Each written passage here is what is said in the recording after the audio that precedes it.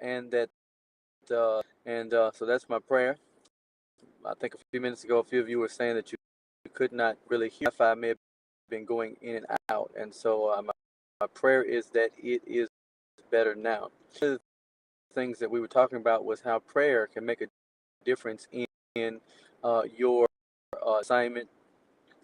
And one of the books that we were looking at recently was Nehemiah. They heard anybody talk about how Nehemiah's assignment was much than his kingdom assignment was much greater than the position or the assignment. The scripture says that he was the king's cupbearer, and so that meant that he had an assignment to make sure that the king was not poisoned. Now, this text is that most of us have not necessarily researched or studied what a cup, and I had not even studied it. And then also, we've not necessarily understood, like in our opinion, a cupbearer may have been what we would call a butler, and we may have thought that he's significant. But the reality was that this was a very very trusted person, and he had a very because he had the assignment to make sure that the king was not killed, and due to some type of poisoning. And so this was a top secret clearance. He would have been in the castle or in the palace and had that assignment, and this would have meant that the king really trusted him. It meant that right took a drink, and oftentimes he was taking many drinks a day during different ceremonies as he was dinner, that the cupbearer had the responsibility to taste the drink and make sure his drinking was not poison.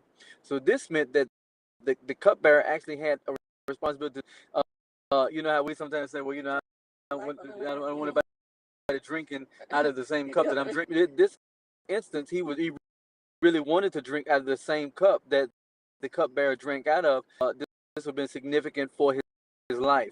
And so I realized that. And then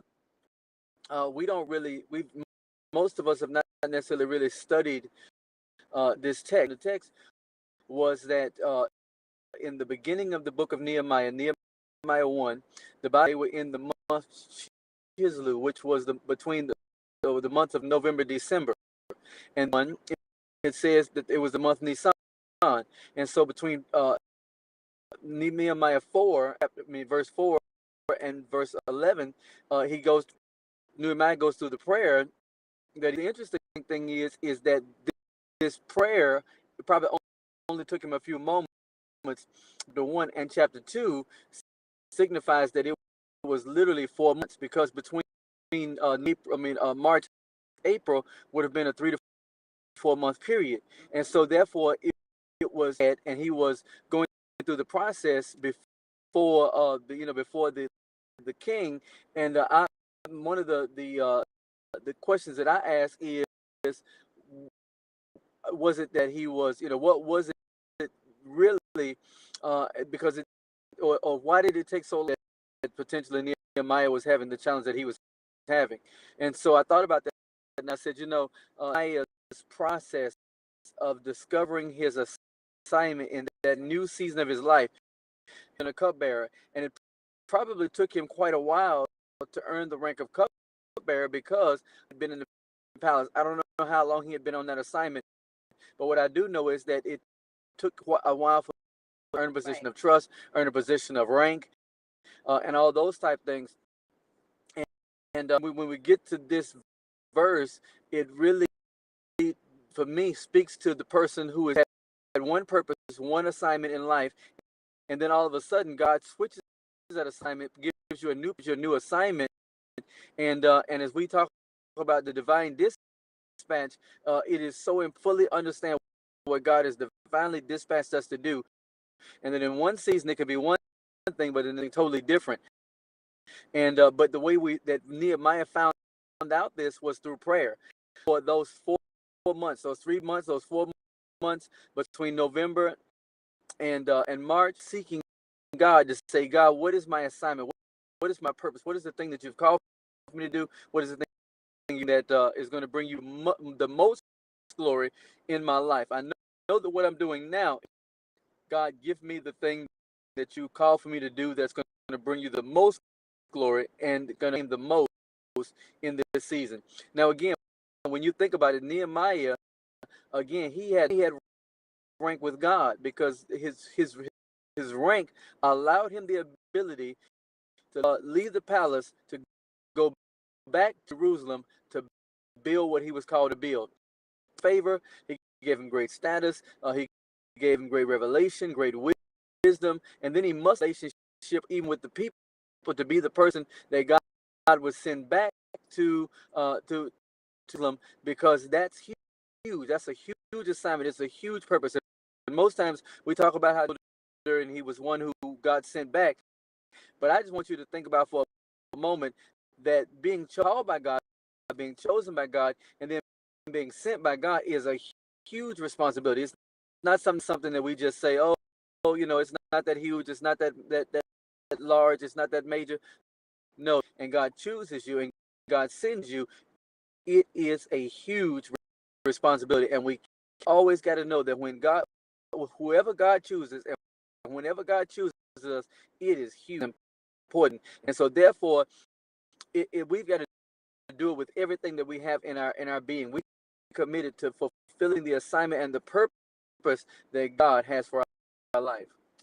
I agree with that. And looking at Nehemiah, one of the things that with Nehemiah and perhaps with you, what God will oftentimes do is make us very uncomfortable.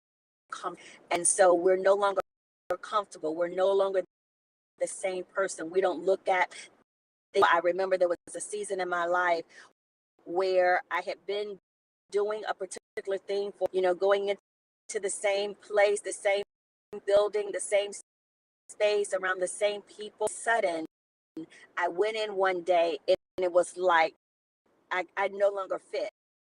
I was very uncomfortable. And so God will allow us to be very uncomfortable. And during the day, he probably got more uncomfortable as the days, the weeks went by, uncomfortable. There was such a burden that was upon him. And to say, God, there is something that I can do. There's got to be something that I can, that will cause me to be this. My heart is there. I'm here, but my heart is there. And so God opened them. And so as he began to pray, as he began to pull on his next, there is a next. And so you got to pull on your next. You got to pull forth your next. Don't just settle for where you are. No, you pull on that next. And so when you begin, God will begin to open doors. And so he got the attention of the king and his servant. Look at Nehemiah. Look at his countenance. Look what's going on with him. There is him. And so ask him what's going on. Ask him. And so as he began to ask him, then Nehemiah, the thing that was on his heart, the burden that he had been carrying at door, but he had to seek God, right? He had to seek him. He had to fast and to receive what it was that God had, because he had gotten the news. He knew what it was, how God was going to use him in order to do it. But he was burdened. That was such a burden to say, God, I've got to do something. And so help me, God, to do what you've called me. As we get ready to close, we're not going to be here very long. I want to say that each of you asking God exactly what do you need me to do? What do you want to do?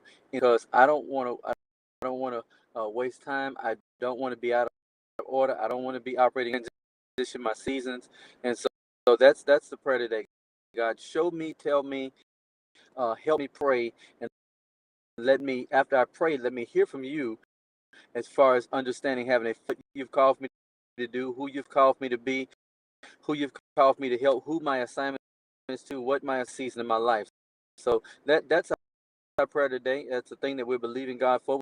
We're trusting God for, that you're going to find your purpose, you're going to find your assignment, and you're going to find the place that God has developed. Thank you so much, all of you that are have purchased the book and and so that means so much to us. We are so appreciative and so glad for you. The other thing I was going to say is New York was amazing, as my wife said in the previous video.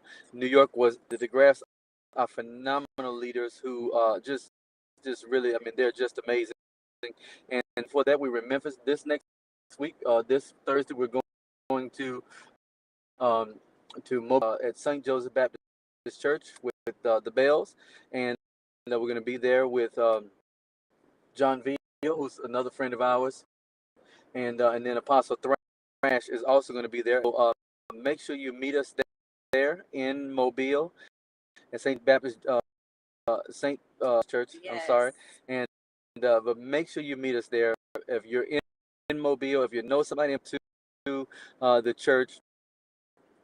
And so it's going to be Thursday night, Friday night, and then Saturday. So we're really excited to be there. We've been there before, and we love the people of Mobile. Looking forward to seeing all of you, our family members, in Mobile, Alabama. Yeah.